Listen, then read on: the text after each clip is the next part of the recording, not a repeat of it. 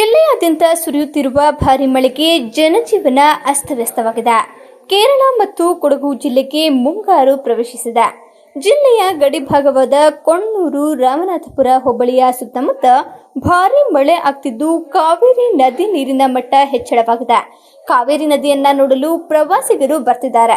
ಭಾನುವಾರವೂ ಭಾರಿ ಮಳೆಯಾಗಿದ್ದು ಅಲ್ಲಲ್ಲಿ ವಿದ್ಯುತ್ ಅಡಚಣೆಯಾಗಿದ್ದು ಕಂಡುಬಂದಿತ್ತು.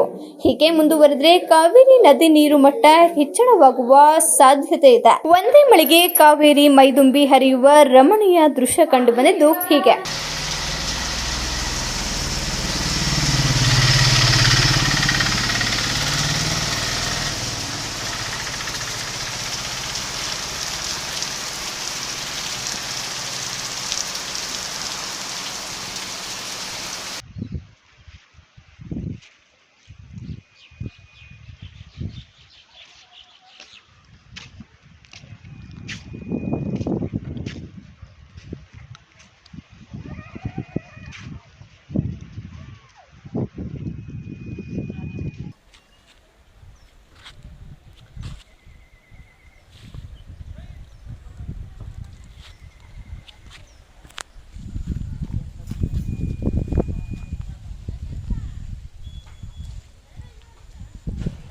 ಜಿಲ್ಲೆಯಾದ್ಯಂತ ಸುರಿಯುತ್ತಿರುವ ಭಾರಿ ಮಳೆಗೆ ಜನಜೀವನ ಅಸ್ತವ್ಯಸ್ತವಾಗಿದೆ.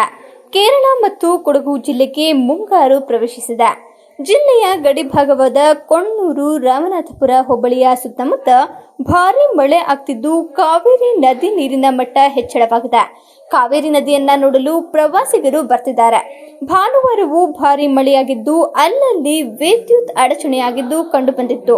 ಹೀಗೆ ಮುಂದುವರೆದರೆ ಕಾವೇರಿ ನದಿ ನೀರು ಮಟ್ಟ ಹೆಚ್ಚಳವಾಗುವ ಸಾಧ್ಯತೆ ಇದೆ. ಒಂದೇ ಮಳೆಗೆ ಕಾವೇರಿ ಮೈದುಂಬಿ ಹರಿಯುವ ರಮಣೀಯ ದೃಶ್ಯ ಕಂಡುಬಂದಿದ್ದು ಹೀಗೆ.